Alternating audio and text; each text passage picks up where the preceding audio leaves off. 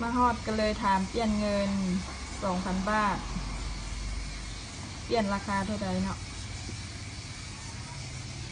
2,000 บาท1,000ต่อ275,000 2,000ต่อ5,400 5,500,000เนาะโทษ5,500,000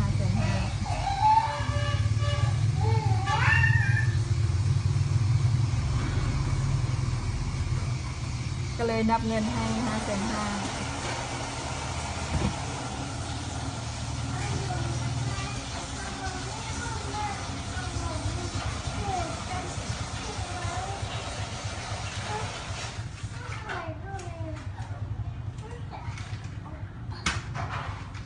นับเงินใน5,500,000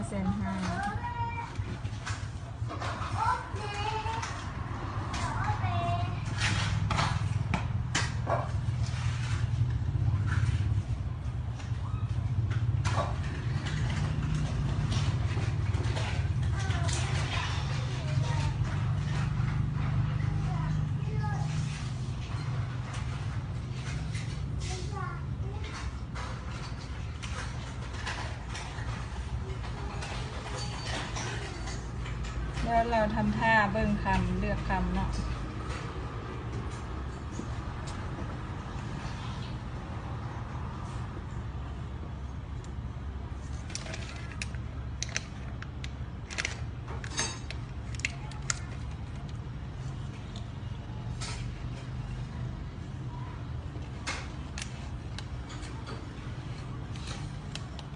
เราเบิ่งเส้น3 บาทก็เลยเราบ่เอา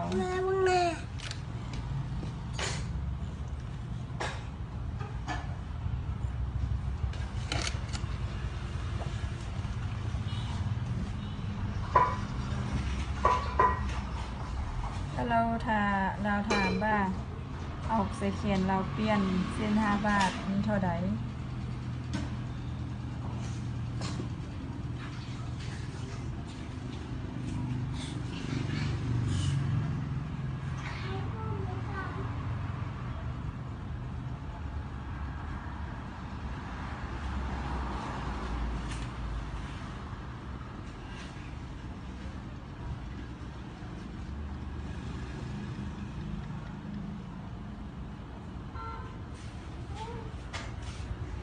แล้วเราก็ถามเบิ่งใส่เขียน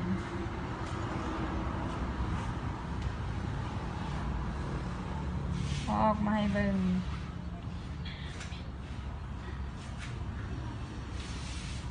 แล้ว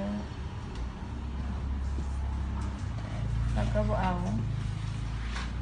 จับคืนเนียน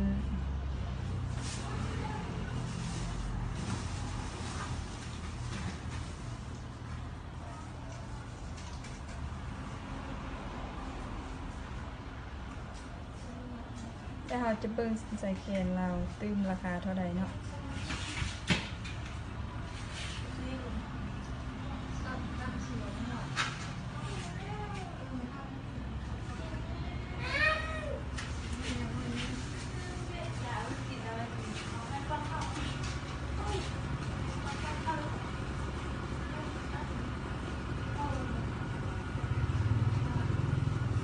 หน้าเรา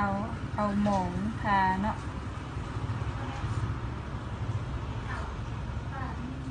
เอาหมองดำทา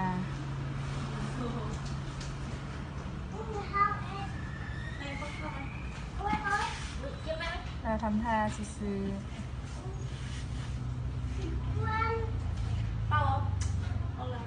เราก็เลยทำเบิ่งใส่คอเส้น5 บาทเนาะใส่คอฟอง5 บาท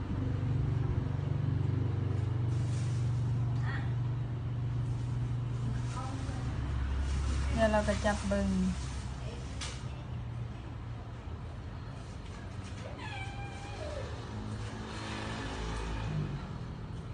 แล้วเราทำเบิ่งกี้ค่ะ1 บาท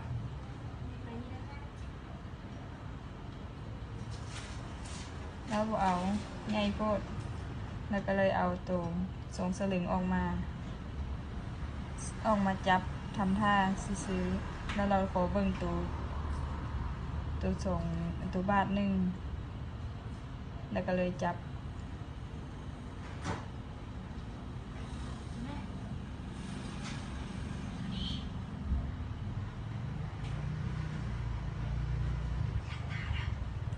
เราทำเอาเงินเราก็เลยจกถุงทรงเนาะจกถุงทรงแล้วเราจับคำเล่นเลย